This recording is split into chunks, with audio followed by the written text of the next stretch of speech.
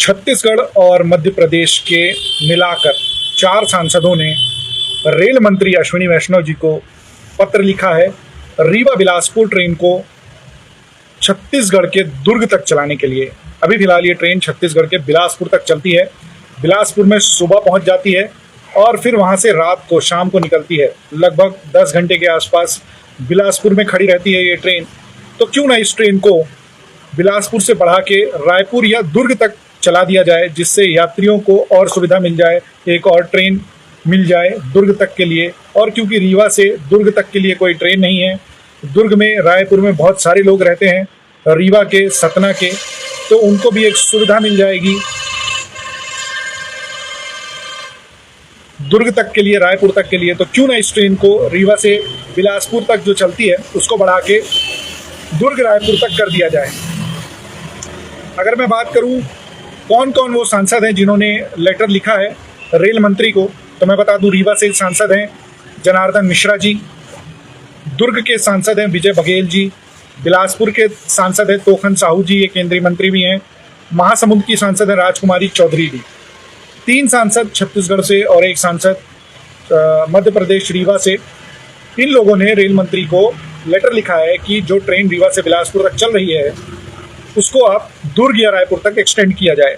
अगर मैं टाइमिंग्स की बात करूं तो ये रीवा से चलती है रात में लगभग 10:15 के आसपास और सुबह 8-9 बजे के आसपास का टाइम इसका बिलासपुर तक का है और पूरा दिन खड़ी रहती है वहाँ ये ट्रेन। और शाम को फिर 7-7:30 बजे के आसपास बिलासपुर से चलती है, तो सुबह फिर 5-5:30 बजे के आसपास रीवा पहुँच जाती है।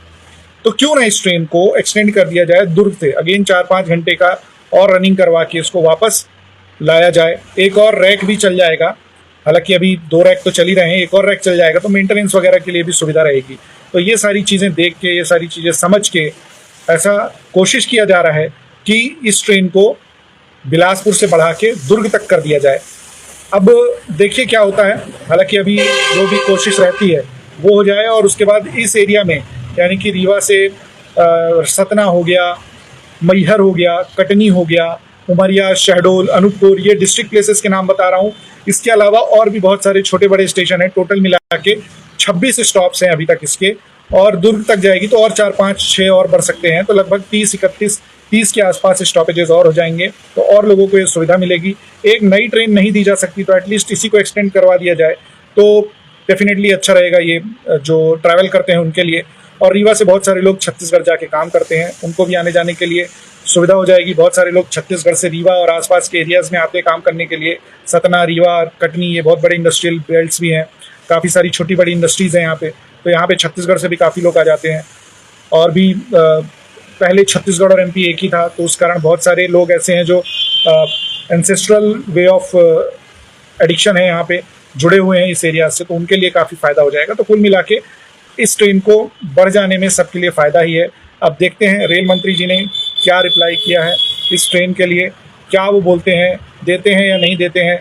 पहले भी बहुत बार मांग की जा चुकी है, लेकिन अधिकारी जो रेलवे के अधिकारी हैं उनका कहना ये है कि इसको मेंटेनेंस के लिए कहाँ धुलेगी, कब धुलेगी, यहाँ पे बिलासपुर में खड़ी रहती है तो धुलना, पुछना और साफ़ सफाई ये सारी चीज़ें हो जाती है। रनिंग हो जाएगी तो फिर कब होगी, उस केस में एक नया रैक देना पड़ेगा, क्योंकि 2 रैक तो चलते रहेंगे अप एंड डाउन में और 1 रैक है जो उसकी साफ़ सफाई होती रहेगी, तो उस कारण एक और नया रैक देना पड़ेगा, जैसे रीवा, इंदौर, बिलासपुर के लिए होता है।